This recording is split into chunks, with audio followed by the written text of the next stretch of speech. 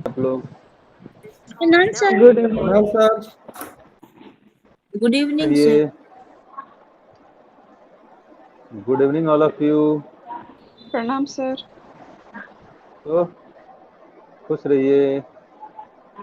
प्रणाम सर। तो बताइए कैसी चल रही तैयारी आप लोगों की? प्रणाम सर। ठीक चल रही।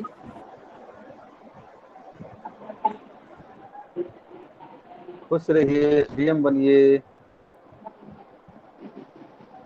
हाँ, तो कैसी चल रही है तैयारी? ठीक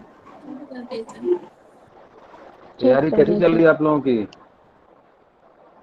सर। मिला जुला के ठीक ठाक चल रही है। लवली, आंसर कब सुधरे? एसएस क्लास में खाली बोलने से होता है, आंसर कहाँ लिखते हैं आप? लिखा हुआ हो सुशील के नाम से।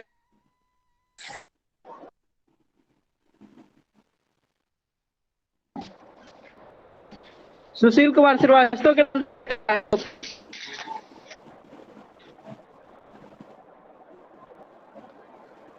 कितने पेज में लिखे हैं? 4 या 5 पेज होगा, समथिंग 4 पेज होगा।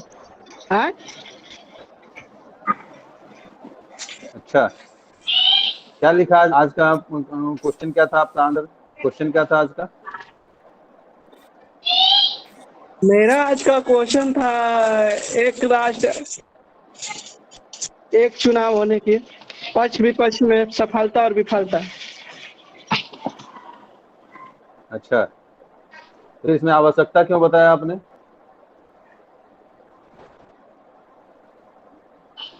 आपने आवश्यकता क्यों बताया? निष्कर्ष क्या लिखा था आपने?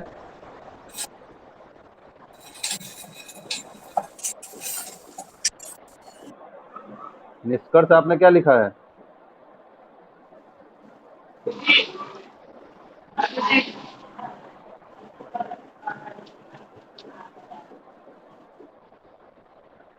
निष्कर्ष में लिखे हैं कि वन इंडिया वन इलेक्शन की मान्यता को निष्कर्ष पिछले चुनाव 1952, 57, 62 तथा 1967 के अनुभवों को देखते हुए उपयुक्त नहीं लगता है, क्योंकि इससे भारत जैसे बहुधर्मी और बहुदलीय एक विशाल देश में संघीय लोकतंत्र की नींव को कमजोर पड़ने की संभावना बनती है। अच्छा, क्या लगता है आपको? ये निष्कर्ष के बारे में कुछ बताइए, अपना व्यूज बताइए कि कैसा आंसर निष्कर्ष है। यही तो मेरे लास्ट में कंडीशन नहीं समझ में निष्कर्ष का है। निष्कर्ष हर बार निष्कर्ष से गलती होता है। देखिए, फीडबैक देंगे अभी लोग। सुमित, आंसर के निष्कर्ष का फीडबैक दीजिए।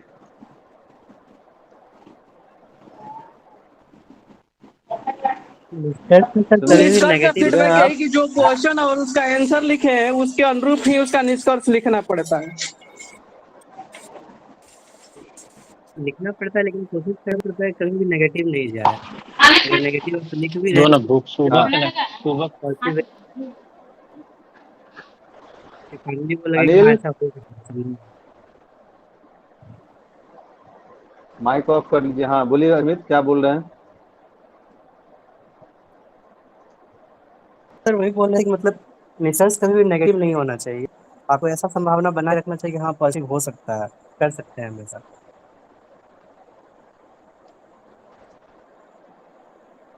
ऋतिक, आप बताइए।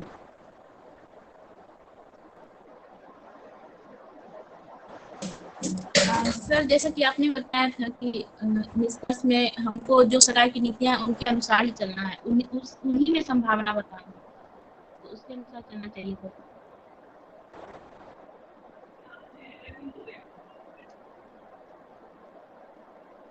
बात क्या स्पष्ट हुई जैसा सुशील कि कर कुमार भी श्रीवास्तव?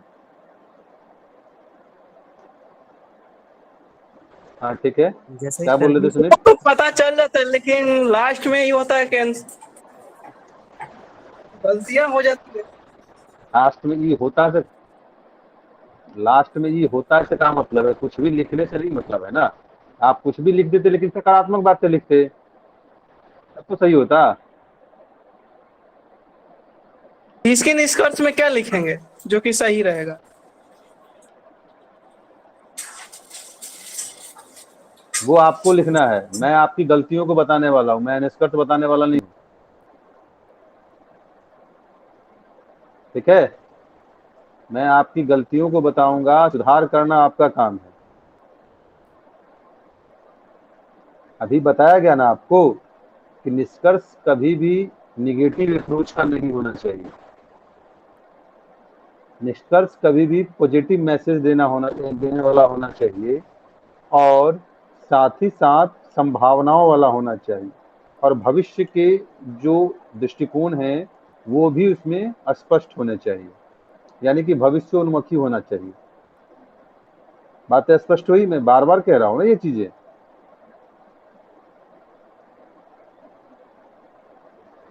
शशि वर्मा,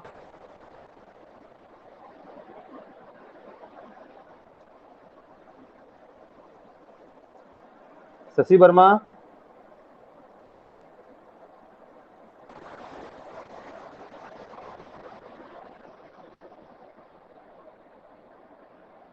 शशि वर्मा नहीं जुड़े हैं क्या? वही शशि भूषण, जी सर, शशि वर्मा शशि कह रहे हैं। वर्मा के शशि भूषण, शशि भूषण है सर। जी सर। हाँ वही। जी प्रणाम सर। आपका आंसर क्या है? आपने कौन सा आंसर लिखा है? भारतीय भारतीय राजनीतिक दलीय भारतीय चुनावी राजनीति में जाति एवं धर्म भूमिका का आकलन कीजिए। जाति एवं धर्म भूमिका का आकलन कीजिए, ये कौन सा प्रश्न है? जी सर, एक आया हुआ था, उसी का हम बनाकर लिखे हैं सर। किसी ने डाला था ग्रुप में प्रश्न, तो उसी का हम लिखे हैं सर। अच्छा, क्या लिखे हैं जरा बताइए, पढ़िए आंसर। जी आंसर पढ़िए अपना, सर। सभी लोग सुनना चाहते हैं आपके आंसर को।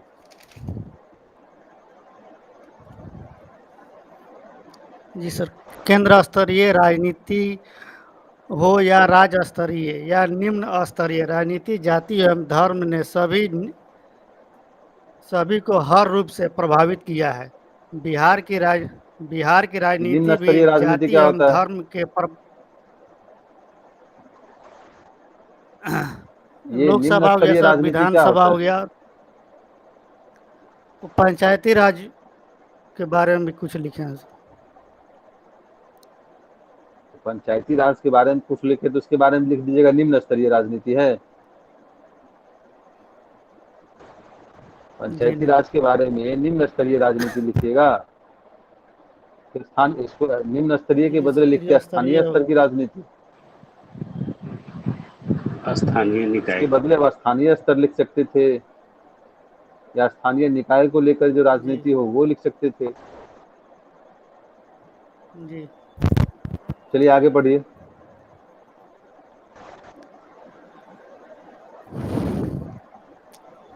बिहार की राजनीति भी जाति एवं धर्म के प्रभावों से अछूता नहीं रहा है। यहाँ की राजनीति में जाति एवं धर्म की भूमिका अत्यंत निर्णायक है। बिहार की राजनीति जाति के इर्द गिर्द ही घूमती है। यहाँ राजनीति यही बात है, दलों का देखिए एक मिनट गठन रुकिए, ही जाति। एक मिनट रुकिए शशि, यहीं पे रुकिए आप। अब बताइए कि ये एक ही बातों को आपने कितनी बार लिखा है यहाँ पर? ऊपर रिपीट से हो 3 गया लाइन से सर। पढ़िए फिर से। बिहार की आंसर को राजनीति लिखने भी के बाद जाति पढ़ते एवं नहीं है धर्म। क्या? ध्यान नहीं दिए सर, काटना।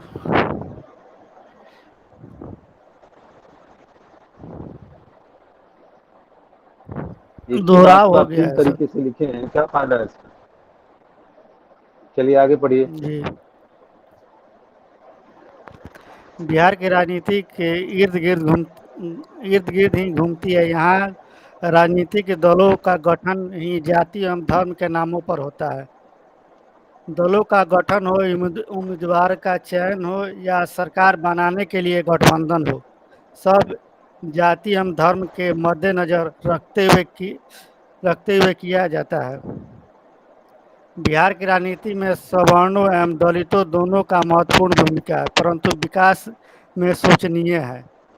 बिहार एक ग्रामीण राज्य है तथा शिक्षा का अभाव है, जिस कारण राजनीतिक दल संपूर्ण सफलतापूर्वक लोगों को जाति एवं धर्म जैसे बहला कर वोट अपने पक्ष में ले लेते हैं। यहाँ की जनता भी जाति के नाम पर क्या कर बटी लेते हुई हैं? है तथा फिर से जो पढ़िए जरा। बहला फुसला कर वोट अपने पक्ष में ले लेते हैं। 2-3। अच्छा, बहला फुसला कर। इसको लिखने की जी। क्या जरूरत है?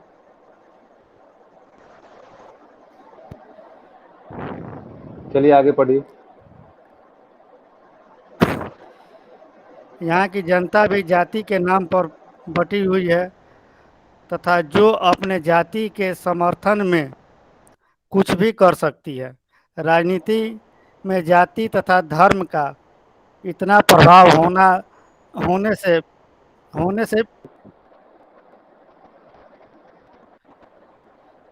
थोड़ा 2-3 लाइन यहाँ पहले की से पढ़िए। जनता भी जाति के नाम पर बटी हुई है तथा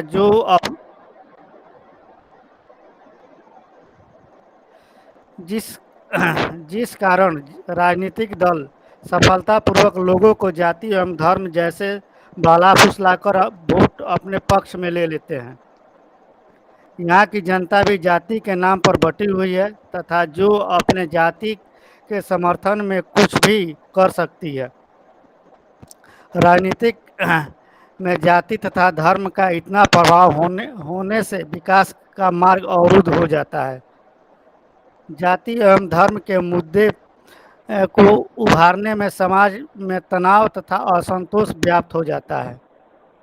जाति एवं धर्म का इतना प्रभाव होने के कारण बिछड़ापन का शिकार होना पड़ता है। परंतु एक पहलू यह भी है कि जाति एवं धर्म के मुद्दे के कारण ही निचले एवं दलितों की ओर राजनीतिक पार्टियों का ध्यान भी गया है।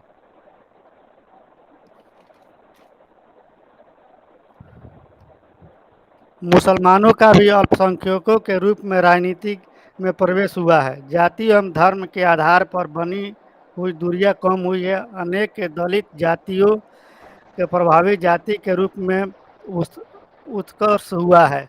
मुसलमानों समुदाय भी अपनी पहचान सुरक्षित रखने में सफल हुई है। इस प्रकार हम देखते हैं कि राजनीति एवं धर्म में बिहार की राजनीति में हर पहलू सकारात्मक हो या नकारात्मक अपनी छाप छोड़ती है। वैसे तो बिहार के हर चुनाव में ही जाति एवं धर्म ने भूमिका निभाई है, परंतु 2020 के विधानसभा चुनाव इसका ताज़ा उदाहरण है। इस प्रकार चुनाव में विकास के पहलू के साथ जाति आधारित वोट भी प्राप्त करने के लिए क्षेत्रीय पार्टियों के द्वारा किया जाता है। दूसरी तरफ गैर सत्ताधारी पार्टियों ने भी अपनी सत्ता स्थापित करने के लिए अन्य दलों से गठबंधन कर चुनाव में उतरती है। 2020 में बिहार विधानसभा चुनाव में जाति एवं धर्म की भूमिका क्या थी, इसका जवाब खुद चुनावी नतीजों ने दिया। गठबंधन की सरकार बनना जातीय समीकरण का परिणाम था। इस प्रकार हम देखते हैं कि जाति धर्म ने बिहार को किस प्रकार प्रभावित किया है। अंततः यह कहा जा सकता है कि बिहार के पिछड़ेपन के कारण जाति एवं धर्म एक महत्वपूर्ण कारक है। निष्कर्ष में सर हम कह सकते हैं कि बिहार की राजनीति में जाति आरंभ से ही विद्यमान है, परंतु 2020 के विधानसभा चुनाव में इसके अपनी प्रधानता को साबित कर दिया। यही है सर। अच्छा, चलिए आप फीडबैक दीजिए इस पर। आप सोचिए खुद, इस आंसर को पढ़ने के बाद आपको क्या लगा?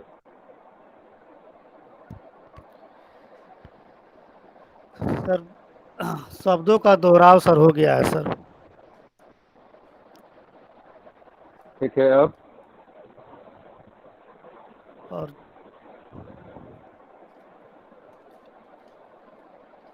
शब्दों का दोहरा हुआ है सर।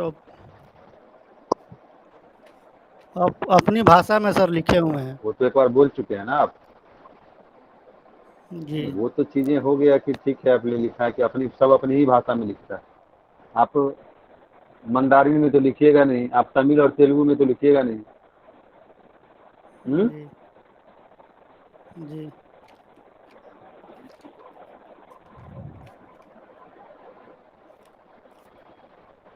चलिए आप लोग फीडबैक दीजिए इस आंसर पे।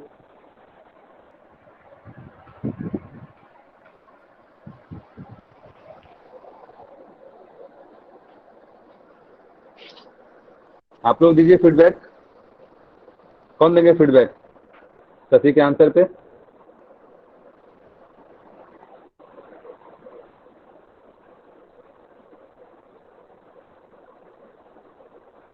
शशि के आंसर पे फीडबैक कौन देगा?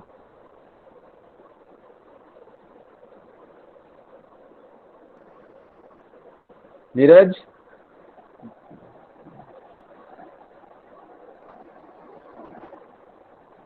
नीरज नहीं जुड़े हैं क्या? सुमित, आप दीजिए जरा फीडबैक।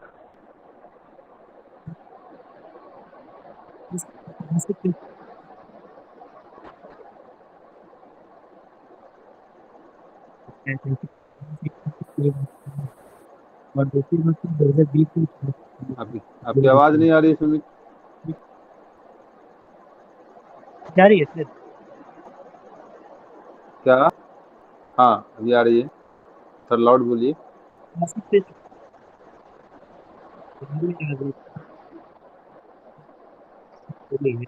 उसको सही आप तरह लोगों को शशि की आवाज आ रही है क्या? नहीं सर, नहीं आ रही है। नहीं सर। लेफ्ट होकर फिर से जुड़ेंगे शशि तो आपकी आवाज। आवाज नहीं आ रही है। प्रीति आप बताइए।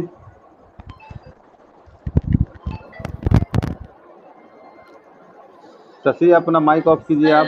ज्यादा समझ में नहीं आया, लेकिन जैसे कि आपने बताया है कि अगर किसी क्वेश्चन का आंसर दे रहे हैं तो पहले उसका पॉजिटिव इफेक्ट, नेगेटिव इफेक्ट, या उसके बाद फिर समग्रता को लेके, और फिर जैसे कि वर्तमान संदर्भ में वो भी ऐड करते हुए देना है। तो उसमें थोड़ी कमी दिखाई दी सर, और ज्यादा मैं इसमें क्या बोलूं।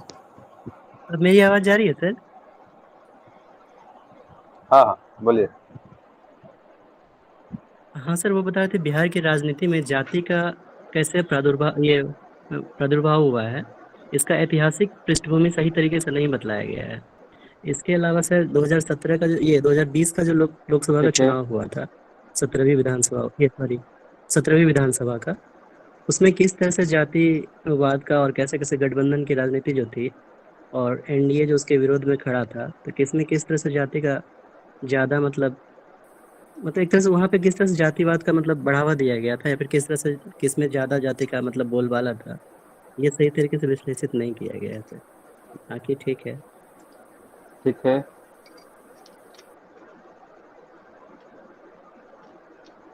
सर पार्टी विशेष के और नाम पे भाषा तो शैली कैसी है? भाषा शैली में दोहराव है सर। भाषा से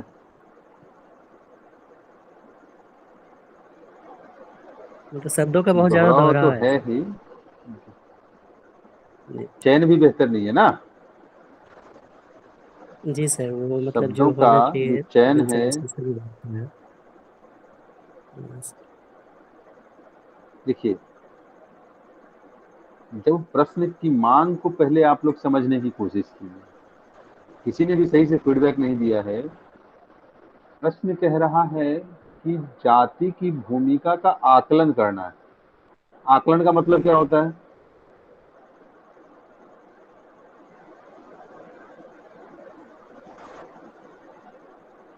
आकलन का मतलब क्या होता है?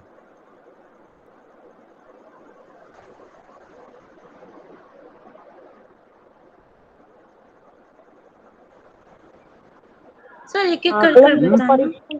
बताएंगे? जांच पड़ताल करना उसकी। तो जांच पड़ताल कैसे करेंगे? फैक्ट्स एंड फिगर के माध्यम से ना, अलग अलग जांच तथ्यों पर पड़ताल अगर विचार करना विमर्श है करके। कर बताना। तो उसके लिए आपको फैक्ट्स और फिगर यानी कि डेटा देना होगा ना आपको। एक तो ये संदर्भ है इसका आकलन का, जब आप कहते हैं कि जाति की भूमिका है तो उसको प्रूफ कीजिए, ठीक है, और उसके के लिए कुछ जो फैक्ट्स फिगर हैं उसको आंसर में इंक्लूड कीजिए। दूसरी बात कह रहा है कि भूमिका का जब आकलन करना है तो इसके दो संदर्भ हैं, एक तो है और दूसरा नहीं है, ये भी पक्ष है ना।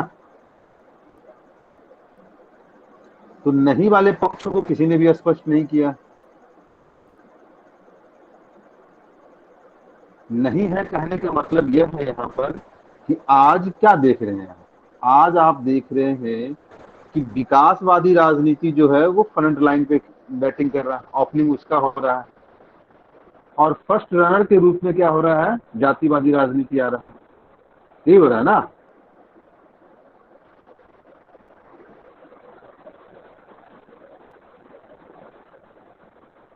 मुझे सुन पा रहे हैं आप लोग?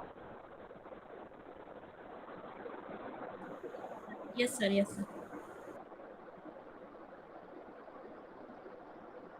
तो जब आप भूमिका का आकलन करते हैं तो आपको यह भी दिखाना पड़ेगा ना कि आज का समय जो है वो विकासवादी राजनीति की ओर आगे बढ़ रहा है। ये चीजें किसी ने भी आंसर में स्पष्ट किया है?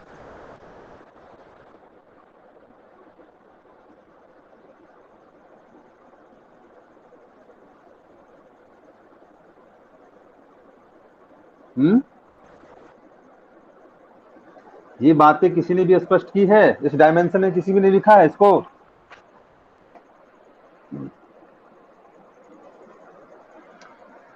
इस चुप्पी को मैं क्या समझूं? आप लोगों के इस चुप्पी को मैं क्या समझूं?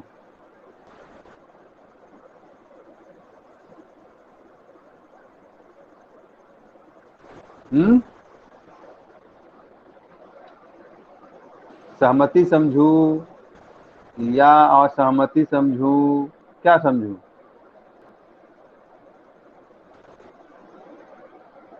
या मुझे सुन नहीं पा रहे हैं आप लोग?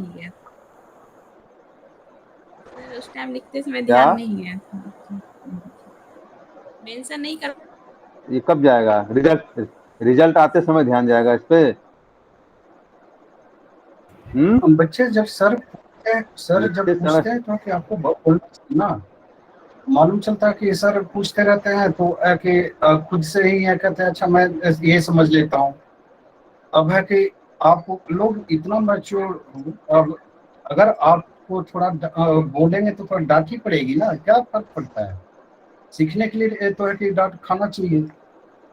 और आप लोग के लिए अगर पार्टिसिपेंट नहीं करेंगे, अगर जवाब नहीं देंगे तो सीधी सी बात है कि जो सर बताना चाह रहे हैं वो नहीं बता पाएंगे। आप सवाल नहीं करोगे, आप जवाब नहीं दोगे तो ये तो गलत बात है ना। तो जब है आपसे पूछा जाता है सीधे बताइए, अगर दिक्कत है तो बताइए, समझ में आ रही है तब भी बताइए, नहीं आ रही है तब भी बताइए। ठीक है सर, कंटिन्यू कीजिए। तो जब प्रश्न की प्रकृति को समझने की कोशिश कीजिए।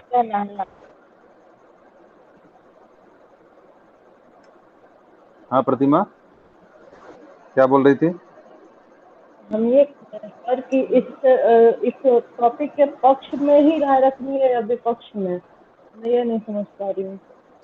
अगर पक्ष में रखना है तो एक दो पॉइंट्स मैंने लिखे हैं, मैं चाहती हूँ कि आप सुन लें और बताएं कि मैंने सही लिखा है या नहीं।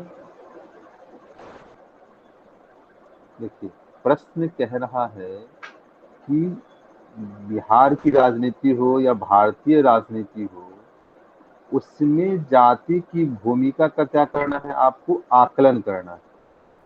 अब देखिए, प्रश्न मैं बार बार कह रहा हूँ कि प्रश्न का जो गाइडलाइनर है उसे समझने की कोशिश कीजिए।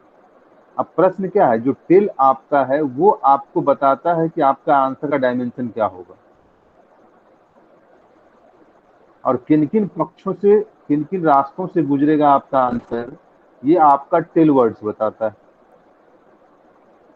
और जब आकलन की बात कर रहा है, क्योंकि आकलन का मतलब क्या हुआ, ये गणितीय वर्ड है ना, मैथमेटिकल वर्ड है ना आकलन। यस सर, कैलकुलेटर सिखाना पड़ेगा, आंकड़े देने पड़ेंगे। तो जब मैथमेटिकल वर्ड है तो स्वाभाविक है कि आपको फैक्ट्स एंड फिगर डेटा देना पड़ेगा यहाँ पे, ठीक है। एक तो ये संदर्भ है जो आपके आंसर में नदारद होता है।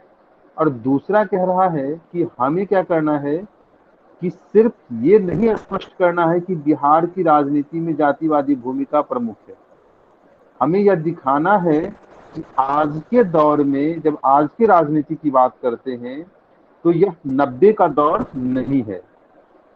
वर्तमान में हम देख रहे हैं कि विकासवादी राजनीति के साथ साथ जो है जातिवादी राजनीति आगे बढ़ रही है, यही हो रहा है ना। जी सर। Yes sir. जी कहा विकासवादी कर रहा है जातिवादी राजनीति, लेकिन जब 90 के दशक की राजनीति की बात कीजिए आप, तो वहां पर क्या था, पूरी तरीके से जातिवादी राजनीति हावी थी। कौन है तो यादव जी हैं, ये कौन है तो फल्ला बाहुबली जी हैं, ये कौन है तो ये है, और इसके नाम पर क्या है तो हमें वोट देना है।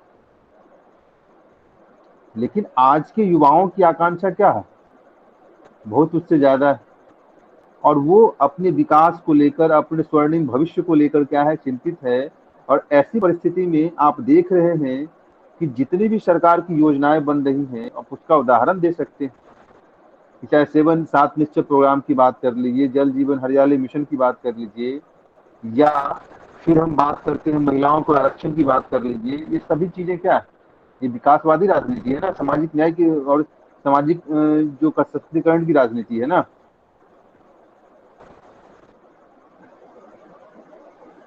Yes sir. तो इन चीजों को आंसर में जब तक नहीं स्पष्ट करेंगे, फिर आंसर का मार्किंग नहीं होगा ना आपके अनुरूप।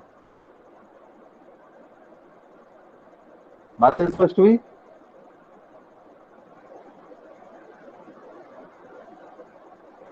जी सर। Yes sir. तो कभी भी प्रश्न को लिखने से पहले थोड़ा सा रुकिए, उसको समझने की कोशिश कीजिए, उसको देखिए। रेलवे का देखते हैं ना, जब भी आप उसका क्या करते हैं, क्रॉसिंग पे जाते हैं तो वहां पे क्या रखता है, क्या लिखा रहता है?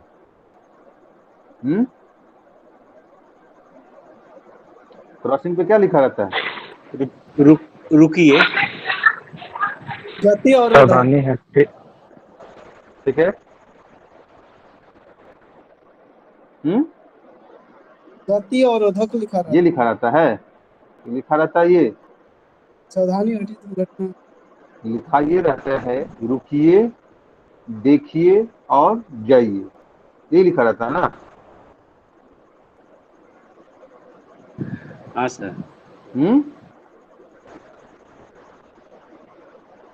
इसका जी मतलब क्या सर। हो, जब भी आपको प्रश्न आता है आपके सामने तो उसको वहां पर रुकिए, थोड़ा सा समय दीजिए वहां पे, और फिर समय के दौरान उस प्रश्न को देखने की कोशिश कीजिए कि इसकी प्रकृति क्या है, कितने डायमेंशन में इसको लिखा जा सकता है, क्या क्या डायमेंशन हो सकते हैं, इस डायमेंशन में कौन कौन सी बातें आएंगी, ठीक है, इसका भूमिका कैसा होगा, इसका निष्कर्ष कैसा होगा।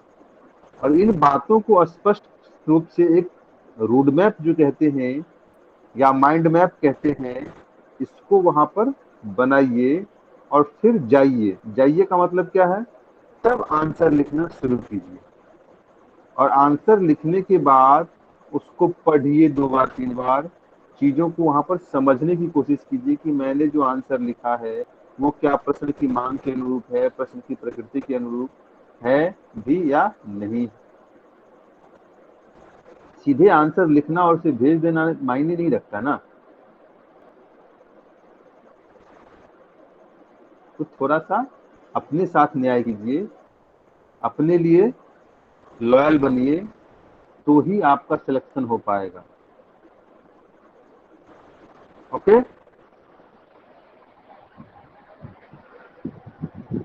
रोज इतना प्रवचन देते हैं, लेकिन बातें वही आती है कि यत सुनतम तत् गुरु समर्पित। जितना सुनते हैं उतना गुरु को ही समर्पित कर देते हैं। यही बातें होती है ना।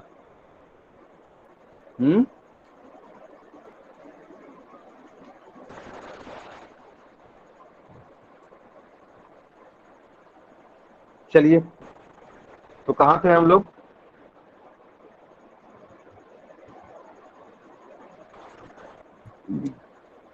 सर कल बहुत सारे क्वेश्चन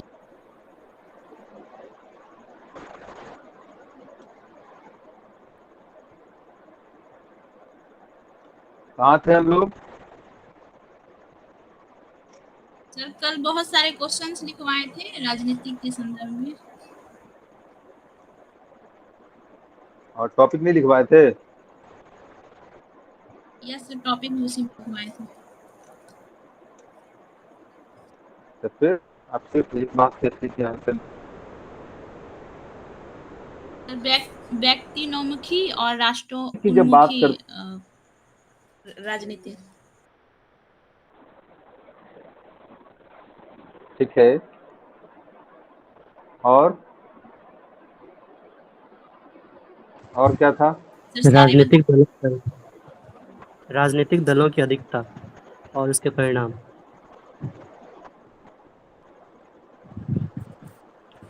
चलिए आज बात करते हैं कि राजनीति व्यक्ति उन्मुखी न होकर, यानी राष्ट्र उन्मुखी न होकर व्यक्ति उन्मुखी है। क्या इसका आंसर होगा?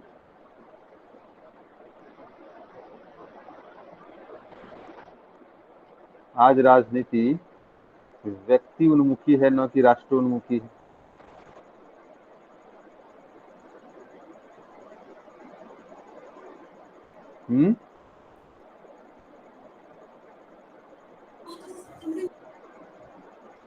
सर जैसा कि हम देख रहे हैं आजकल बोलिए। हर एक पार्टी का कोई एक चेहरा होता है सर, उसके आधार पर हम लोग वोटिंग करते हैं। लेकिन होना ये चाहिए था कि कौन सी पार्टी हमारे देश के लिए कैसा काम कर रही है, उसके विश्लेषण के आधार पर हमें वोट देना चाहिए था, लेकिन वैसा देखने को नहीं मिल रहा है।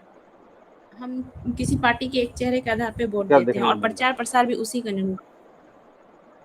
जैसे कि अगर हम भाजपा सर ये भी इसमें ऐड करना चाहेंगे कि लोग नेतृत्व पे भरोसा कर रहे हैं। अगर नेतृत्व अच्छा होगा तो वो अपनी टीम को भी अच्छी दिशा में ही ले जाएगा। शायद इसलिए भी जो अब चेहरे आ रहे हैं राजनीति में कि इनके आधार पर वोट मांगा जाए, तो इसीलिए ज्यादा चमक भी रहे हैं, क्योंकि उनके नेतृत्व पे लोग भरोसा कर रहे हैं। बाकी पीछे की टीम क्या कार्य कर रही है ये बहुत ज्यादा हाइड हो जा रहा है। ठीक है।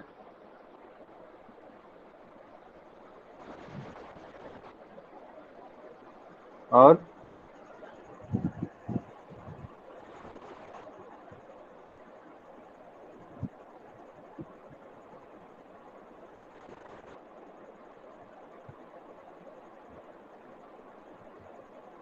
बताइए।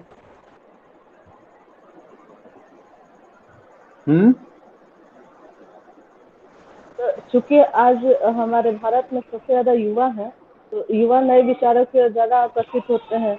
तो ऐसे में कोई नेता जब नए विचारों का प्रतिपादन करता है, समाज राजनीति में कोई नए विचार लाता है, तो युवा उनकी तरफ आकर्षित होते हैं।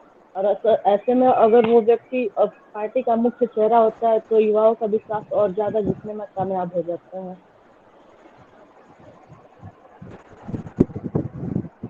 प्रश्न है कि वर्तमान जो राजनीतिक परिदृश्य है वो राष्ट्र उन्मुखी न होकर क्या हो रहा है, व्यक्ति उन्मुखी हो रहा है।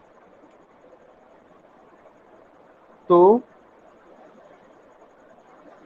जब हम इसकी बात करते हैं तो हमें पहले यह समझना पड़ेगा कि राजनीति का राष्ट्र उन्मुखी होने का क्या मतलब है और व्यक्ति उन्मुखी होने का क्या मतलब है। तो राष्ट्रीय उन्मुखी होने का मतलब है कि जो चुनाव होगा वो मुद्दों आधारित होगा, यानी कि भारत में गरीबी है, बेरोजगारी है, पर्यावरणीय समस्याएं हैं, क्षेत्रीय असमानताएं हैं, ठीक है, और साथ ही साथ क्या है, तो जो वर्तमान कोरोना का परिदृश्य है वो विद्यमान, यही मुद्दा होगा ना। अगर आप भी चुनाव लाया जाए तो मुद्दे क्या होंगे, यही होंगे। Yes sir. लेकिन जब हम चुनाव संचालन की बात करते हैं तो इसमें क्या देख रहे हैं कि वर्तमान जो राजनीतिक परिदृश्य है वो व्यक्ति उन्मुख है। तो व्यक्ति उन्मुख कहने का मतलब क्या है कि पार्टी स्तर पर बात करते हैं, तो पार्टी स्तर पर अगर बात करें तो सबसे पहली बात देखते हैं कि चाहे राजद हो, चाहे लोजपा हो, चाहे जदयू हो, यहाँ पर क्या है, वन मैन आर्मी का कंसेप्ट। मतलब कि सारे के सारे जो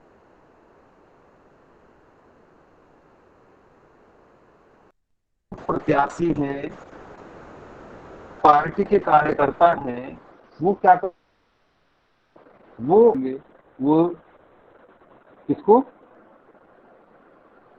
पारस जी को, पशुपति पारस को क्या करेंगे, खुश करने में लगे रहेंगे। यानी कि अब हम यहाँ पर कहने का मेरा मतलब है कि ये क्या दिख रहा है आपको, यह राजनीति जो हो रही है वो व्यक्ति उन्मुखी, कि हमें तेजस्वी को हमने खुश कर दिया और इसके आधार पर क्या होगा कि हमें प्रत्याशी का सीट मिल जाएगा, हम एमपी बन जाएंगे, एमएलए बन जाएंगे, विधान परिषद बन जाएंगे, राज्यसभा सांसद बन जाएंगे। यानी कि लॉयलिटी की जब बात करते हैं तो वह लॉयलिटी राजद के प्रति न होकर, जदयू के प्रति न होकर, लोजपा के प्रति न होकर किसके प्रति हो जाती है, तेजस्वी के प्रति, नीतीश के प्रति, पशुपति पारस के प्रति। बातें स्पष्ट हुई?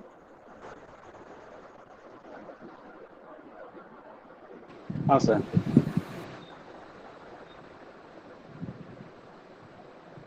सभी को स्पष्ट हुई? किसी को कंफ्यूजन है?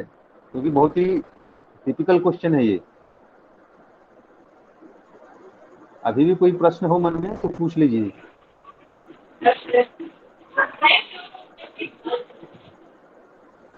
हाँ ठीक है सर। अनिल कुछ पूछना है?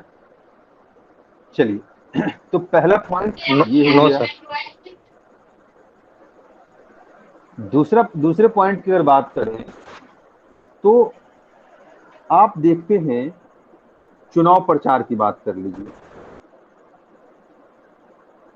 तो चुनाव प्रचार की अगर बात करते हैं तो यहां भी क्या देखते हैं कि वन मैन आर्मी का कंसेप्ट होता है और स्टार प्रचारकों का कंसेप्ट है। यहाँ पे कहने का मतलब यह है, चाहे भाजपा की बात कीजिए तो वहां पर मोदी मय देश की बात करते हैं,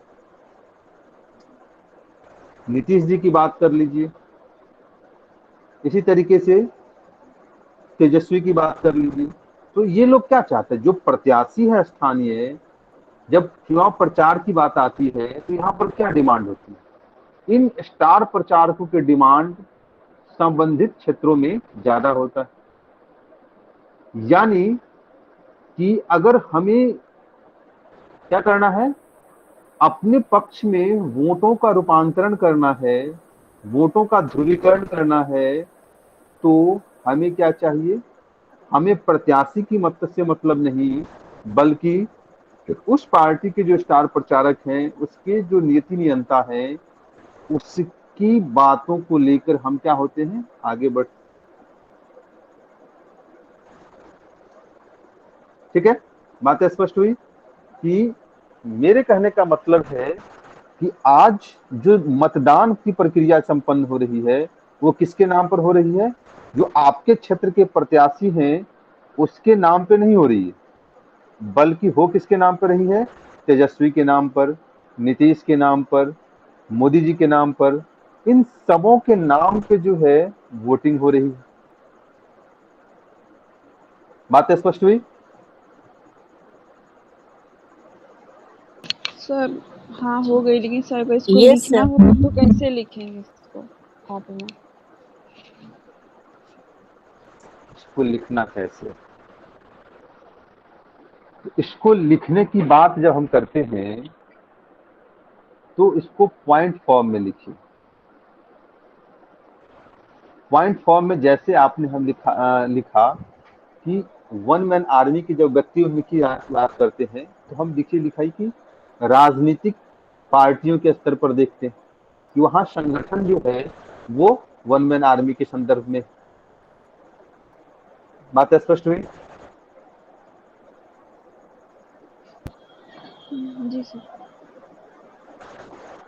दूसरा अगर देखिए, हमने कहा कि चुनाव के दौरान या पार्टियों में जो निर्णय है या नीतियों का निर्माण है वो लोकतांत्रिक तरीके से ना होकर वो क्या होगा, तेजस्वी जी के द्वारा, नीतीश जी के द्वारा, नीतीश जी के द्वारा क्या होगा, निर्धारित होगा। दूसरा पॉइंट ये हो गया कि जो पार्टी से वो भी व्यक्ति उन्मुखी। ठीक है। तीसरा अगर बात करते हैं तो चुनाव के क्रम में बात करते हैं। चुनाव के क्रम में प्रत्याशियों का चयन की बात करते हैं। तो प्रत्याशियों का चयन भी क्या है, वो आप अपने क्षेत्र के जो प्रत्याशी हैं वो आपके लिए काम किया है नहीं किया है, आप जानते हैं उसे नहीं जानते हैं, उससे उसे कोई फर्क नहीं पड़ता। बल्कि नीतीश जी अगर चाहेंगे, अगर तेजस्वी जी चाहेंगे तो वो क्या होगा, उस क्षेत्र में वो प्रत्याशी के रूप में खड़ा हो जाएगा। यानी कि पार्टी के कार्यकर्ता से उसका कोई मतलब नहीं है प्रत्याशियों के चयन में, बल्कि वो पार्टी सुप्रीमो का क्या होना चाहिए, चेहरा होना चाहिए, उसके लगाव का होना चाहिए, वहां तक उसकी पहुंच होनी चाहिए। बात स्पष्ट हुई?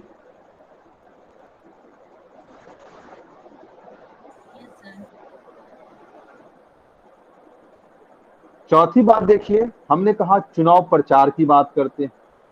तो चुनाव प्रचार जो है उसकी अगर बात करें तो वहां पर जो प्रत्याशी हैं उसका इमेज काम नहीं करता, उसकी छवि काम नहीं करती, बल्कि स्टार प्रचारकों की छवि काम करती है। वहां पर हम मतदाता उनके नाम पर वोट करने की बात करते हैं।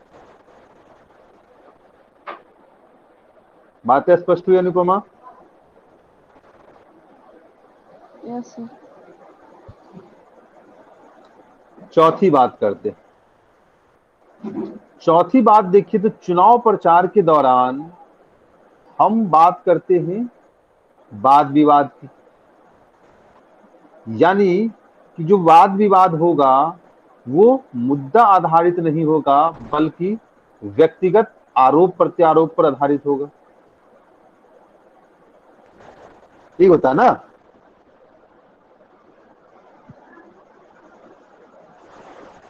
जी सर। चुनाव प्रचार जो है वो मुद्दा आधारित ना होकर व्यक्तिगत आरोप प्रत्यारोप पर आधारित हो जाता है।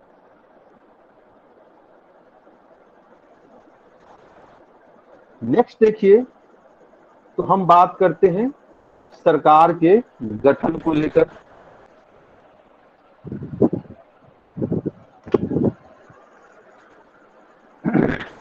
सरकार के गठन के संदर्भ में बात करते हैं। तो सरकार में मंत्री पद किसे मिलेगा यह भी निर्धारित कौन करेगा? तेजस्वी जी निर्धारित करेंगे, नीतीश जी निर्धारित करेंगे, ये लोग करेंगे ना? जी सर। जिसके बल पर आपने चुनाव जीता है वही आपको मंत्री पद देगा या नहीं देगा, इसका निर्धारण करने का जो आधार होगा या अधिकार होगा वो किसके पास होगा? उसी के पास होगा। तो यहां भी हमें क्या करना है, तो मंत्री पद या सरकार में शामिल करने की बात है तो वहां भी आपको व्यक्ति उन्मुखी राजनीति दिखाई देगी। फिर देखिए नेक्स्ट हमने कहा कि मंत्रालयों के आवंटन के संदर्भ में देखिए कि कौन सा मंत्रालय किसको मिलेगा, इसको लेकर भी आप देखते कि वहां मंत्री परिषद ना काम करके वहां व्यक्ति आधारित राजनीति काम करती। अगर आपको सरकार में बने रहना है, मान लीजिए आपका चयन हो गया, सरकार में आपने क्या किया, सहभागिता सुनिश्चित कर दी। अगर आपको सरकार में बने रहना है, आपको मलाईदार पोस्ट पे क्या करना है, नियुक्ति करवानी है, या आपको जो मंत्री पद अलॉटमेंट किया गया है उसको 5 साल तक उसके उस सत्ता का सुख भोगना है, तो वहां पर आप अपने प्रदर्शन के आधार पर नहीं, अपने योग्यता के आधार पर नहीं, अपने जो नीति और कार्यक्रम के आधार पर नहीं, बल्कि जो सुप्रीमो है उसको खुश करने के आधार पर आप बने रह सकते हैं।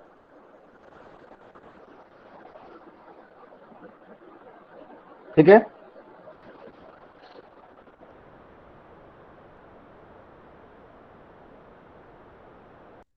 जी सर। यहां तक बातें स्पष्ट हो गई अनुपमा? जी सर। तो कंफ्यूजन? बातें स्पष्ट हो रही है? Yes sir. चलिए अब बात करते हैं, यहां तक बातें स्पष्ट हो गई। अब बात करते हैं जवाबदेहिता के स्तर पर। जब जवाबदेहिता की बात करते हैं तो वहां पर देखिएगा, जैसे सरकार है तो सरकार को अगर विपक्ष जवाबदेही ठहराएगी, वहां पर सरकार के द्वारा अगर कोई गलतियां हो रही हैं तो इस्तीफा देने की मांग किससे होगी? सीधे कहेंगे मोदी जी आप इस्तीफा दो। यानी कि सारा का सारा दारोमदार कहां चला जाएगा? उस मंत्रालय पे न जाके सीधे मोदी पर आरोप प्रत्यारोप का दौर शुरू हो जाएगा। ये बताया ना? Yes sir. यही उसके अपोजिट भी देख लीजिए कि कांग्रेस के अंदर अगर कोई गलतियां होंगी उसका जवाबदेह सीधे राहुल गांधी पे ठहरा दिया जाएगा।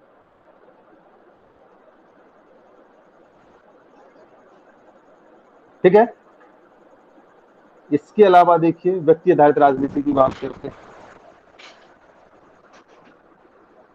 आज का जो ट्रेंड है कि चाहे राज्य सरकार की बात कर लीजिए या केंद्र सरकार की बात कर लीजिए, जितने भी योजना और कार्यक्रम का निर्माण होगा उसके क्रियान्वित करने की बात आएगी, वहां पर मंत्रालय के मंत्री की भूमिका आपको दिखाई नहीं देगी, बल्कि किसकी भूमिका दिखाई देगी? मोदी जी की भूमिका दिखाई देगी, नीतीश जी की भूमिका दिखाई देगी, आपको योगी जी की भूमिका दिखाई देगी। यानी कि एक चेहरा की जब बात करते हैं तो चेहरा में सिर्फ एक व्यक्ति ही आपको दिखाई देगा।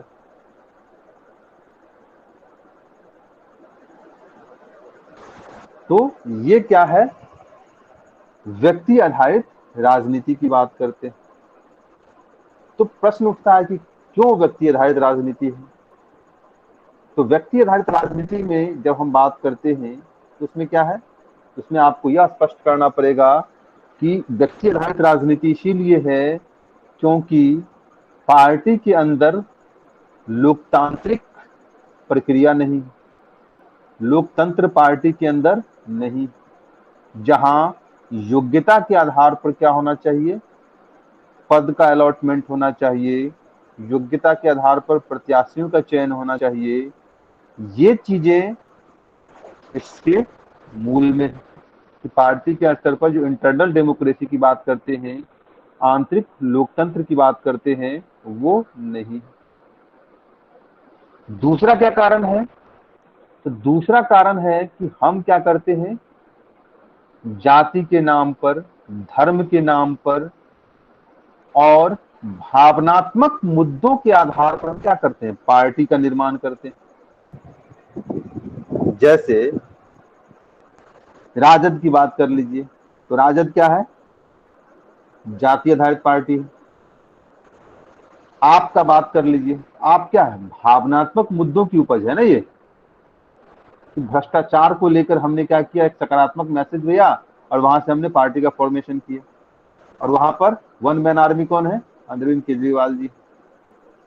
इसी तरीके से जब हम असम की बात करते हैं तो असम में जो बंगाली कल्चर है और नॉन बंगाली कल्चर को लेकर जो बंगाली शरणार्थी, जो बांग्लादेशी शरणार्थी हैं, उसको लेकर जब मूवमेंट की बातें हुई थी, तो वहां पर इस भावनात्मक मुद्दों को लेकर जब पार्टी खड़ा हुआ, पार्टी का नाम मैं भूल रहा हूँ, तो कहने का मतलब मेरा क्या है कि जो बातें हैं कि आज भी हम क्या है, भावनात्मक मुद्दों के आधार पर सरकार, पार्टी और प्रत्याशियों के निर्धारण की बात करते हैं।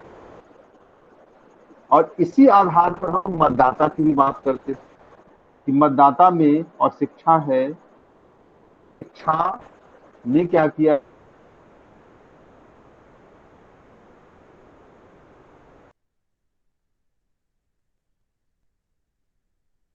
है। इसके अलावा अगर कारण की बात करते हैं तो जो हमने कहा कि छवि की बात करते हैं कि नेताओं की जो छवि अपनी होती है वो क्या करता है, पूरे पार्टी को अपने आवरण में लेता है। जैसे नेहरू जी की बात करते हैं, तो नेहरू जी का जब अपना पीरियड था, या इंदिरा गांधी का अपना पीरियड था, या वाजपेयी जी का अपना पीरियड था, या मोदी जी का अपना पीरियड है, क्या देखते हैं, इसका जो अपना व्यक्तित्व है और जनता में जो इनकी लोकप्रिय छवि है, इसने क्या किया है, पार्टी के नीति निर्माण को लेकर, पार्टी के कार्यक्रम निर्धारण, सारी चीजों को लेकर इनकी भूमिका को बहुत ही सशक्त कर दिया। तो ये सारी चीजें आपको इस दिशा में ले जाती है कि भारत की राजनीति राष्ट्रोन्मुखी न होकर व्यक्ति आधारित है। लेकिन यहां से हमें क्या करना होगा, थोड़ा सा शिफ्टिंग करना होगा।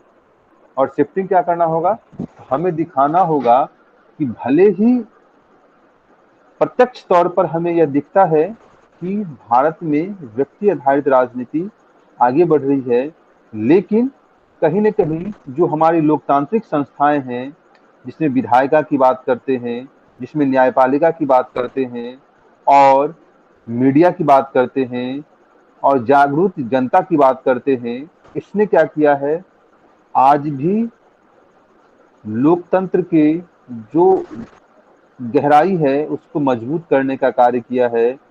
जन कल्याण को लेकर, जनता के सशक्तिकरण को लेकर और सुशासन, समावेशी विकास को लेकर जो नीतियां और कार्यक्रम हैं वो हमें दिखाई दे रहा है यहाँ। तो ये सब चीजें लिख के अच्छी अच्छी बात और फिर आंसर को कंक्लूड करना है। बात स्पष्ट हुई?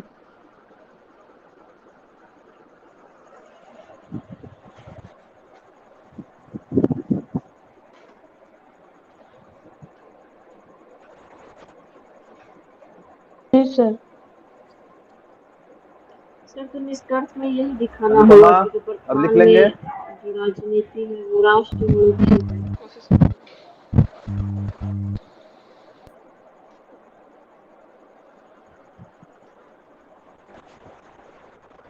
सभी को स्पष्ट हो गया कि व्यक्ति आधारित राजनीति क्या है और राष्ट्रोन्मुखी राजनीति क्या है? हाँ सर। एक शब्द में याद रखिए कि राष्ट्रोन्मुखी Yes, राजनीति का मतलब हो गया मुद्दा आधारित राजनीति, और व्यक्ति आधारित राजनीति का मतलब हो गया कि जब व्यक्तिगत आरोप प्रत्यारोप की बात करते हैं तो वहां पर वो चीजें हो जाती हैं। तुम्हारे घर में खूब चूहा है। मेरे घर में खूब चूहा है। ठीक है, कोई कंफ्यूजन यहाँ तक किसी को भी? किसको कंफ्यूजन है? नहीं सर। तो कोई पॉजिटिव हाँ सुमित, इसका कोई पॉजिटिव एस्पेक्ट दे सकते हैं सर? कुछ पूछना है क्या? पूछे तो आपकी इसका कोई आवाज कट के आ पॉजिटिव रही है, एस्पेक्ट्स दे समझ सकते में नहीं आया। व्यक्तिवादी राजनीति का पॉजिटिव एस्पेक्ट्स,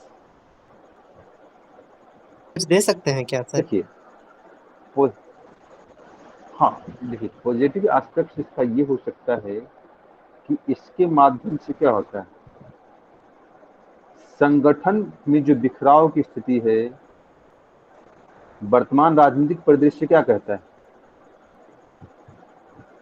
कि संगठन के स्तर पर अगर हमें मजबूत करना है तो एक सशक्त नेतृत्व और चेहरे की क्या होगी, आवश्यकता होनी। वहां पर सशक्त नेतृत्व की आवश्यकता होती है। यानी कहने का मतलब अगर एक शब्दों में कहिए तो वर्तमान जो चुनाव प्रणाली है वो क्या हो गया, वो अमेरिकी चुनाव प्रणाली से जाके जुड़ गए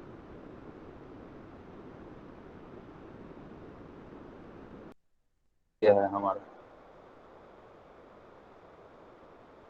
का चुनाव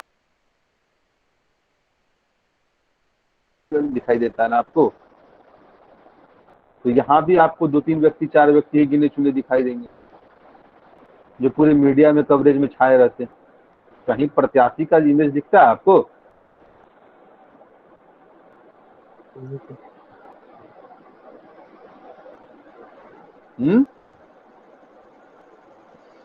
नहीं सर, लेकिन ये सर इधर बहुत ज्यादा हो गया है, मतलब सकारात्मक 2014 चीजें हैं कहने का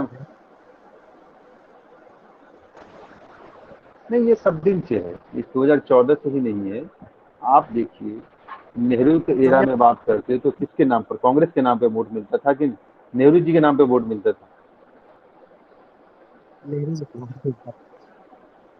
इंदिरा गांधी के समय अगर बात कीजिए तो इंदिरा गांधी के समय भी क्या था, यही चीजें कि पूरे पार्टी की बात कर लीजिए, पूरे मीडिया की बात कर लीजिए, सभी पर इंदिरा गांधी की इमेज छाप था। वाजपेयी जी की बात कर लीजिए, तो ऐसा नहीं है। हाँ, इस समय क्या हुआ है, इस समय ये चीजें ज्यादा प्रबल हो गई, ठीक है। इससे पहले लालू जी के समय क्या था, बिहार लालू जी के समय चूंकि फॉर्मेशन जब बात क्या हुआ सुमित,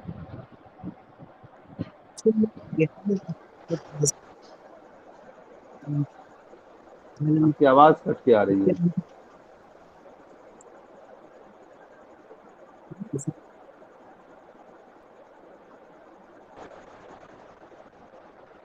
चलिए, और कोई प्रश्न है मन में, आगे बढ़े?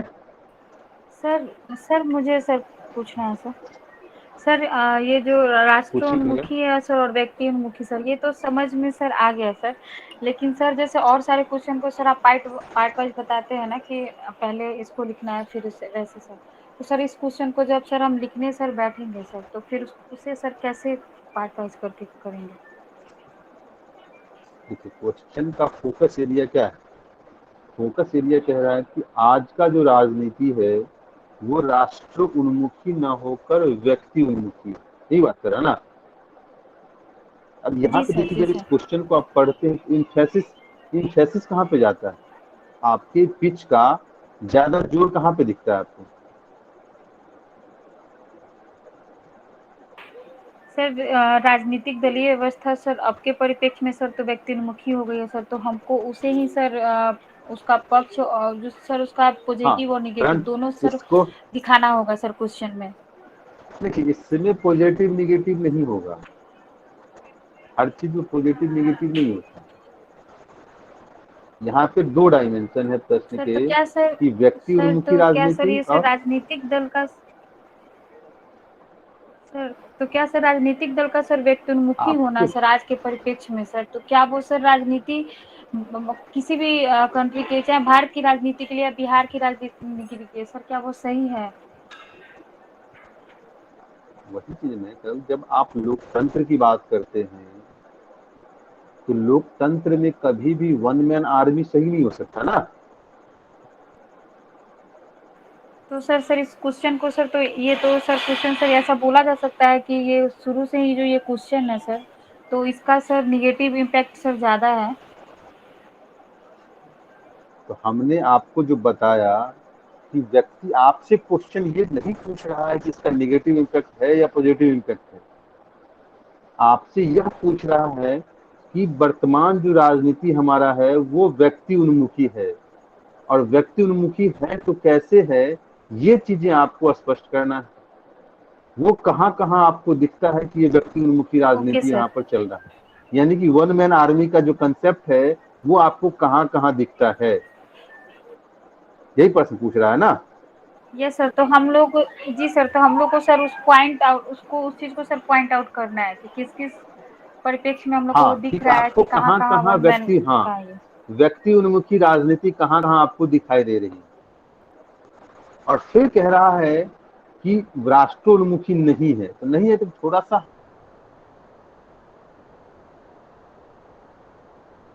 हमें लास्ट में ये दिखाना पड़ेगा राजनीति क्या है, राष्ट्र के विकास को लेकर हम देखते हैं, जहां जो विभिन्न लोकतांत्रिक संस्थाएं हैं वो क्या करती, वो अपने दायित्वों का बेहतर रूप में निर्वहन करने का प्रयास करती है, चाहे वो विधायिका हो, कार्यपालिका हो या न्यायपालिका हो, और जिसका अंततः मोटिव क्या होता है, तो सुशासन की स्थापना करना, समावेशी विकास करना। ठीक है, ये सब थोड़ा लास्ट में भी राष्ट्रोन्मुखी बातें भी हमें थोड़ा सा स्पष्ट करना पड़ेगा। हालांकि 80% जो एरिया होगा, 70% एरिया वो व्यक्ति उन्मुखी का होगा, और फिर 20% में आप उसको क्या करेंगे, राष्ट्रोन्मुखी राजनीति की बात करेंगे, और 10% में भूमिका और निष्कर्ष को लिखते हुए आंसर को समाप्त कर देंगे। बात स्पष्ट हुई? जी सर, अब सर स्पष्ट हो गया सर कि कैसे हम लोगों को क्वेश्चन लिखना है, सर समझ में आ गया। ठीक है, चलिए नेक्स्ट टॉपिक क्या है? जी sir, thank you sir. Next topic क्या है? सर नेक्स्ट टॉपिक है सर कि बहुत अधिक राजनीतिक दल भारतीय राजनीति के लिए अभिशाप है, इस कथन को बिहार के परिप्रेक्ष्य में स्पष्ट करें। चलिए, अब बहुत अधिक राजनीतिक दल का मतलब क्या हो गया? तो बहुत अधिक राजनीतिक दल का मतलब यह हो गया कि जो चुनाव आयोग है उसके पास जो रजिस्टर्ड राष्ट्रीय पार्टियां हैं, राज्य स्तरीय पार्टियां हैं, क्षेत्रीय पार्टियां हैं, इसके संदर्भ में बात हो रही है।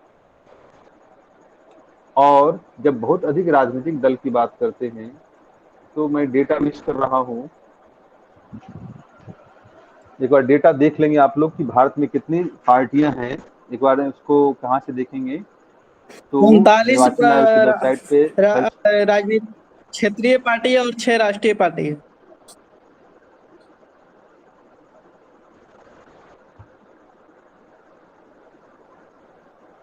बिहार में कितनी पार्टियां पता है? एसएस, चलिए अब बिहार की बात कर लीजिए, कितनी पार्टियां बिहार में? बिहार की नहीं बताए, ऑल इंडिया के बताए हैं 2019 के अनुसार। बिहार में सर एक आरजेडी है। आपको 39 पार्टियां तो बिहार में ही मिल जाएंगी, 39 पार्टियां तो आपको बिहार में ही मिल जाएंगी। 39 नहीं है सर। अच्छा, मेरे कहने का एक मतलब है, मैं ये नहीं कह रहा कि 39 है ही, मेरे कहने का मतलब है आपको नहीं पता है बहुत सारी ऐसी पार्टियां हैं जो फॉर्मेशन में हैं लेकिन वो चुनाव प्रक्रिया में भाग नहीं लेती है। ठीक है, आपको फ्रंट लाइन के 5-6 पार्टियां ही याद है ना, आप यहीं पे देखिए। चलिए 10-15 पार्टी तो आपको याद होगा ना।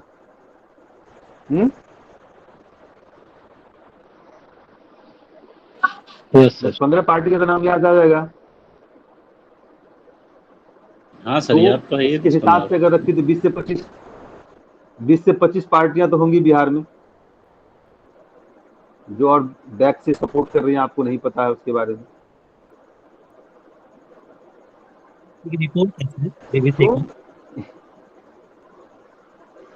लगभग 250 350 के आसपास पार्टियां तो मैंने सुना था कहीं पे, मैं डेटा नहीं याद देखना पा रहा हूँ। मेरे कहने का मतलब ये है कि चलिए इसको एक बार डेटा देख लीजिएगा, तो वो क्या होगा, एक ऑथेंटिक बातें हो जाएंगी।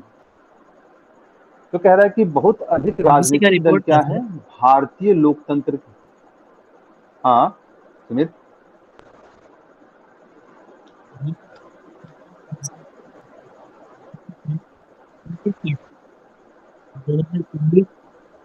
आवाज नहीं आती 2069 आपकी, आवाज पार्टी ही है समय सर। पे गायब हो जाती है। अब जारी है सर। आपकी आवाज ही का, हाँ एक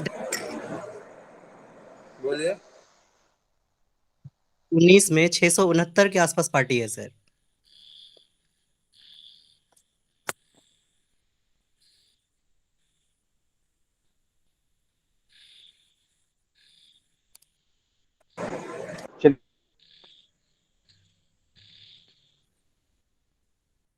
चलिए याद रख लीजिए, मोटा इसको देख लीजिए, भारतीय लोकतंत्र के लिए अभिशाप। तो जब भारतीय लोकतंत्र के अभिशाप की बात करते हैं, तो कहाँ कहाँ आपको अभिशाप दिखाई देगा? ठीक है, कहाँ कहाँ दिखा आपको अभिशाप? भारत अधिक राजनीति तो भारतीय लोकतंत्र के लिए अभिशाप है।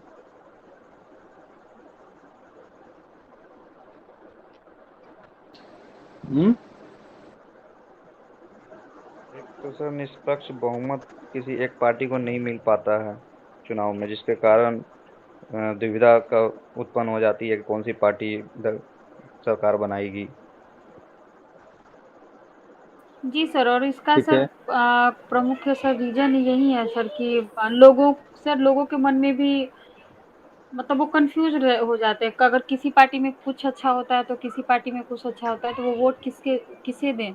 तो इससे सर वोटों का सर जो है ना सर ठीक है, बंटवारा सर हो जाता है, जिससे किसी को बहुमत मिलता नहीं है, और उसका परिणाम हम लोग को देखना, वही गठबंधन की जो सरकार बनती है, और उसका सर रिजल्ट ये होता है कि कोई भी ऐसा अगर कोई कानून आता है तो वो, क्योंकि वो तीनों का उसमें तीनों अगर तीन राजनीतिक दल मिलके अगर कोई सरकार गवर्नमेंट बना रहा है सर, तो फिर उनका अपना अपना हित होता है, कोई किसी भी निर्णय में लेने में सर, कोई भी चीज बनने में। सबसे बड़ी एक दिक्कत ये चीज और होती है इसमें कि और सही भी। ठीक है। और प्रत्याशी का ये चुनाव नहीं हो पाता है सर, सही प्रत्याशी तो हम लोग चुन नहीं पाते हैं उसमें।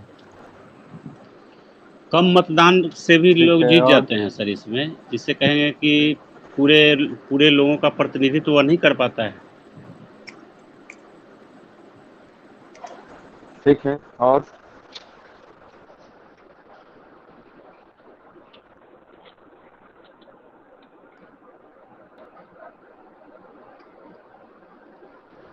देखिए यहाँ पे आया है स्थायी 2200 सरकार पार्टियां। बनी रहे इसकी संभावना भी बहुत ठीक है, कम रहती है। देखिए यहाँ पर आया है लगभग 2200 पार्टियां। ठीक है, तो खैर देख लीजिए एक बार ऑथेंटिक सोर्स से आप लोग देखिए। बहुत अधिक राजनीतिक दल के बारे में कह रहा है कि भारतीय लोकतंत्र के लिए अभिशाप। तो अभिशाप आपको कहाँ कहाँ दिखेगा? तो पहली बात करते हैं वोट बैंक की राजनीति और विभाजनकारी राजनीति आपको दिखाई देगी।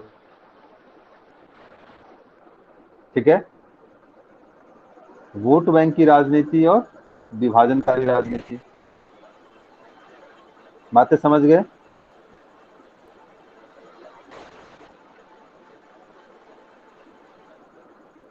बातें स्पष्ट हुई? हाँ सर। जी सर। चलिए दूसरी बात करते हैं। बातें सभी को स्पष्ट है कि ना, कि वोट बैंक की राजनीति और विभाजनकारी राजनीति, क्योंकि इसे तो मैंने पहले से एक्सप्लेन कर चुका हूं। दूसरी बात करते हैं अवसरवादी राजनीति। अवसरवादी राजनीति क्या है? तो जैसे ही मलाईदार पोस्ट मिलेगा, जैसे ही क्या होगा, पैसे ज्यादा मिलेंगे, हम क्या करेंगे, अपनी मूल पार्टियां को छोड़कर दूसरी पार्टियों को ज्वाइन कर लेंगे। या हमें अपनी पार्टियों में क्या हुआ, प्रत्याशी के रूप में हमारा चयन नहीं हुआ, तो हम क्या करेंगे, दूसरी पार्टी में जाकर तुरंत खड़ा कर देंगे। या तीसरा क्या करेंगे, एक नई पार्टी बना लेंगे। यही होता है ना।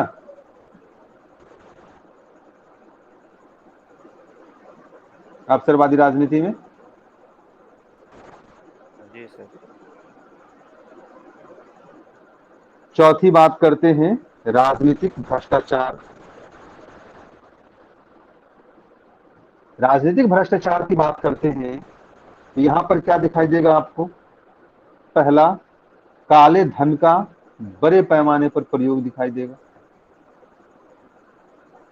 ठीक है। और साथ ही साथ क्या होगा, तो हमने कहा कि पैसे का खेल है वो यहां पर आपको दिखाई देगा, ठीक है। तो ये राजनीतिक भ्रष्टाचार की स्थिति में देखते हैं। साथ ही साथ जो नीति एवं कार्यक्रम है उसमें घोषणा वगैरह में घूस फूस लेने के लिए की चीजें आपको दिखाई देंगी। क्यों? क्योंकि आपको तो पता है जब फंडिंग की बात करते हैं तो फंडिंग का 90% हिस्सा कौन लेके चला जाता है, राष्ट्रीय पार्टियां लेके चली जाती है। तो जो छोटू भैया पार्टियां हैं उसको जब अपने जीवन को बनाए रखना है, अपने सर्वाइव करना है, तो वो क्या करेगा, कमीशन खोरी को ही बढ़ावा देगा ना, कि जो योजनाएं है, कार्यक्रम है, इसको भाई बना है, इसमें मेरा परसेंटेज इतना है, होगा ना ऐसा।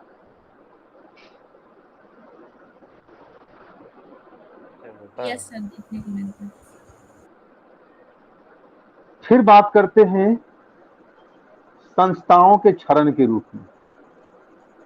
जो लोकतांत्रिक संस्थाएं हैं उसका क्षरण होगा। क्षरण क्यों होगा? एक तो त्रिशंकु विधानसभा की स्थिति दिखाई देगी आपको।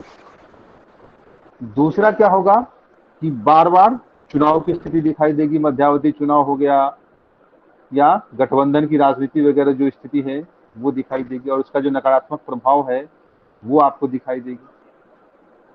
इसके अलावा देखिए, तो हमने कहा कि मतदाता भी क्या करेंगे, मतदाता में भी उपेक्षापूर्ण दृष्टिकोण यहां से आगे बढ़ेगा। और ऐसी परिस्थिति में जब लोकतांत्रिक संस्थाओं का क्षरण होगा तो स्वाभाविक है कि डेमोक्रेसी से लोगों का विश्वास उठना शुरू होगा, या लोग क्या करेंगे, इसके प्रति उपेक्षापूर्ण दृष्टिकोण को अपनाने लगेंगे। जैसे कि अभी बात कर लीजिए कि वोटिंग परसेंटेज की बात करते हैं, अभी भी क्या है, हम मैक्सिमम 60%, 55 से 60% के आसपास पहुंच पाते हैं। यानी कि अभी भी 45 से 45% लोग क्या हैं, इस चुनावी प्रक्रिया से बाहर रह जाते हैं। फिर देखते हैं बहुत अधिक राजनीतिक दल की जब बात करते हैं तो हमने कहा कि इससे क्या होगा, गठबंधन की राजनीति को बढ़ावा मिलेगा। और जब गठबंधन की राजनीति को बढ़ावा मिलेगा तो जब सरकार का फॉर्मेशन होगा तो सरकार के फॉर्मेशन में जो जवाबदेहिता है वो सरकार के मुखिया के प्रति न होकर किसके प्रति हो जाएगी, पार्टी के मुखिया के प्रति हो जाएगी, ठीक है।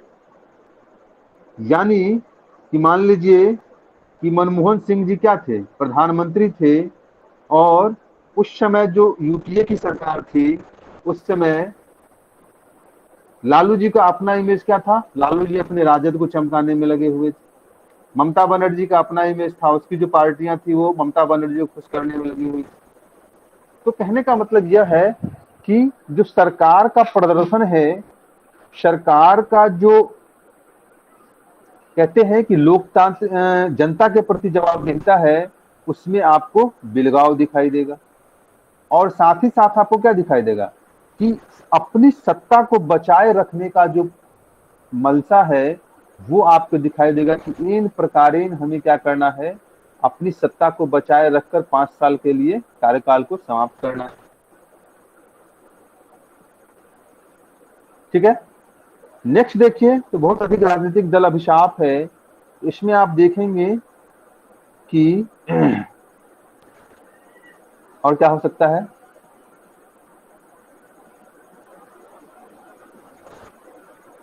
राजनीति का अपराधीकरण देखते हैं और अपराध का राजनीतिकरण देखते हैं।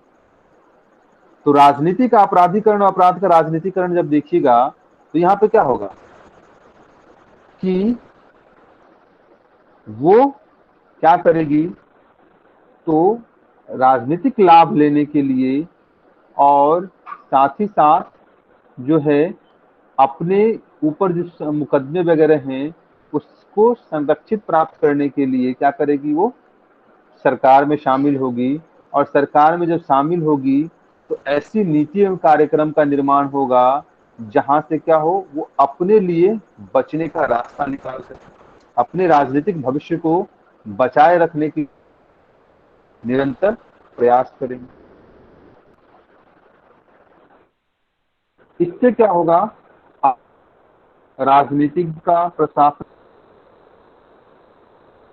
तैयार होगा जो नेक्सस क्या करेगा, तो जनहित के मुद्दे से परे हटकर जो कहते हैं कि संसाधनों के केंद्रीकरण की जो बात करते हैं उस ओर आगे बढ़ेगा।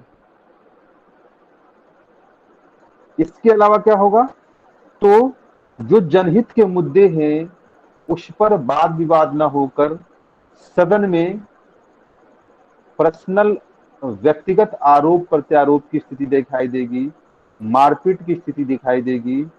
और साथ ही साथ क्या होगा, तो संस्थाओं का जो क्षरण है, सार्वजनिक संपत्ति के नुकसान की बातें हैं, वो आपको दिखाई देंगे।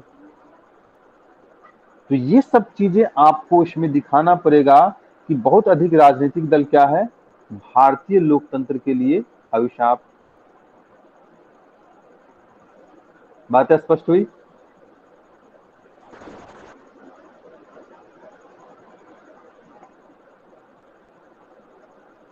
जी सर। कोई कंफ्यूजन किन्हीं को? देखिए, जानते हर चीज हैं आप लोग, बस क्या करना है, अच्छा बताइए कि मैंने जितनी बात आप लोगों को बताई आपको पता था ये बातें या नहीं थी? सर पता तो सर होता है सर, पर उसे सर हम लोग कॉपी पे सर उसको सर लिख नहीं पाते हैं सही वे से सर, तरीके से लिख नहीं पाते हैं। यही चीजें हम कह रहे हैं कि ये क्या है, ये आपके एनालिटिकल अप्रोच में क्या है, डिसऑर्डर है कि आप एक दूसरे को इंटरलिंक नहीं कर पाते। ठीक है, तो ये चीजें जिस दिन सीख लेंगे ना, उस दिन किसी भी तरह का प्रश्न होगा आप उसका एक आउटलाइन अपने आप तुरंत तैयार कर। अब बताइए कि मैंने अभी फेस टू फेस आपसे बात की है ना, मैंने किसी नोट्स का सहारा वगैरह लिया है क्या? नहीं सर। तो चीजों को एक क्या है कि व्यूज जब डेवलप हो जाता है, जब आप एनालिटिकल अप्रोच के साथ काम करते हैं, किसी टॉपिक्स पर थिंकिंग करते हैं, तो थिंकिंग का दायरा जैसे जैसे आपका बढ़ेगा वैसे वैसे क्या होगा, इंटरलिंकिंग की बातें जो है, अपडेशन की बातें जो है, और एक दूसरे के साथ जो अंतर संबंध है मुद्दों का, वो चीजें जब समझने लगेंगे ना, तो आपके लिए कोई भी एग्जाम क्या होगा, वो बहुत ही आसान हो जाएगा। ये जितनी बातें बताई मैंने वो हर चीजें आपको पता थी, बस क्या करना था, उसको अच्छे शब्दों के साथ रिप्रेजेंट करना था, ये करना था ना।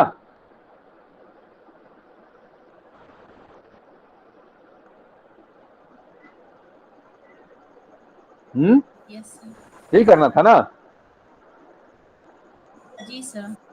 तो बस हमको देखिए एक इमेज बताइए, देखिए कि आखिर बहुत अधिक राजनीतिक दल होगा उसके क्या क्या परिणाम हो सकते हैं।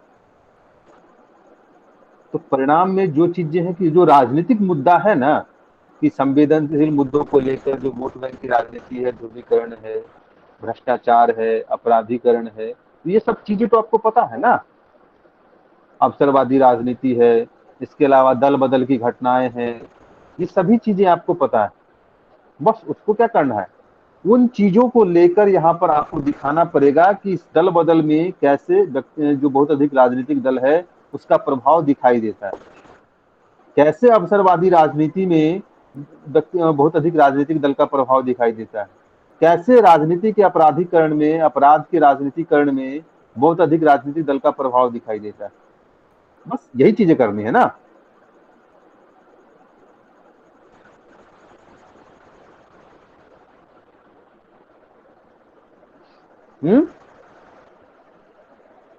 जी सर।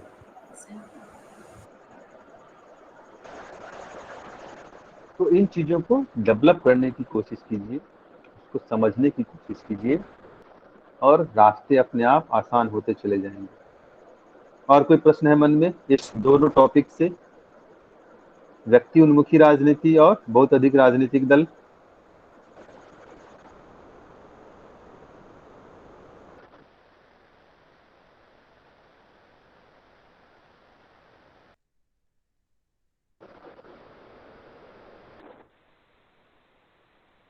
नहीं सर। नो।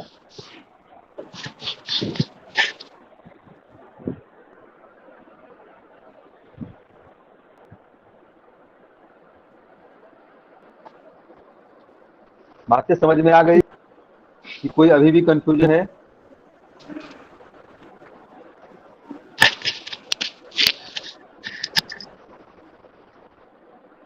नहीं सर। सर आंसर राइटिंग के एस्पेक्ट में एक क्वेश्चन है। क्या अमन?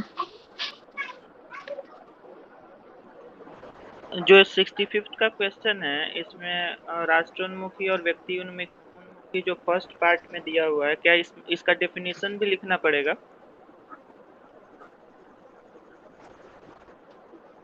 डेफिनेशन तो बहुत आसान है ना।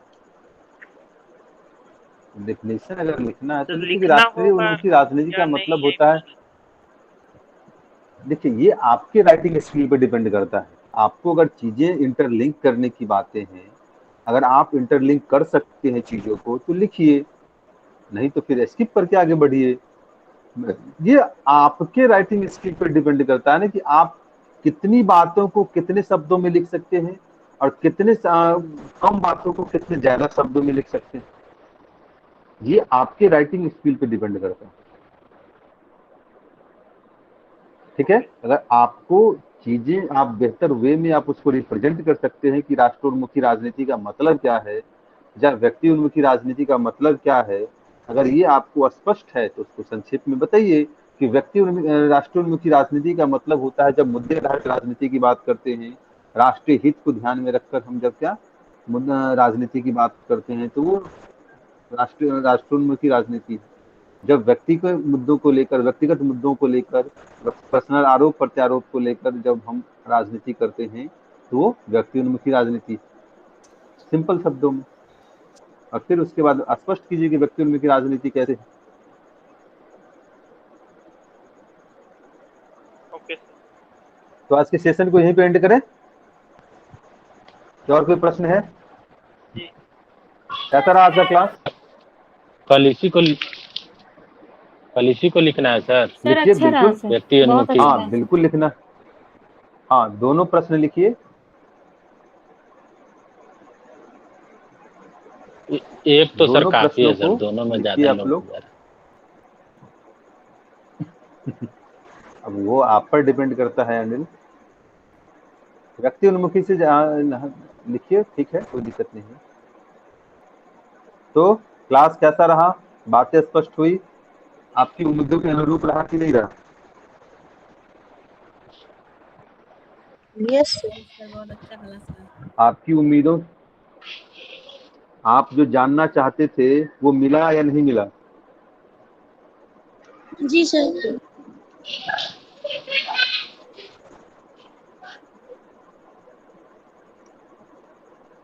चलिए,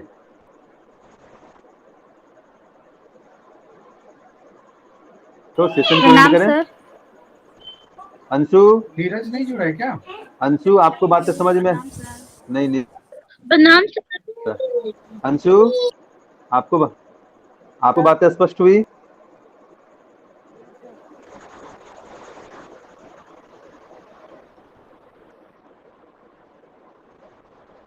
अंशु,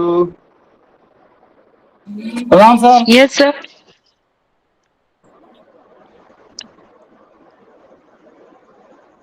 बातें स्पष्ट हुई?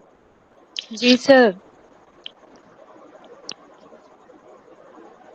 कोई कंफ्यूजन नहीं है ना? लिखने पे पता चलेगा।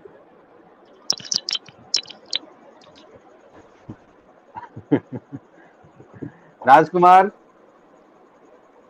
राजकुमार,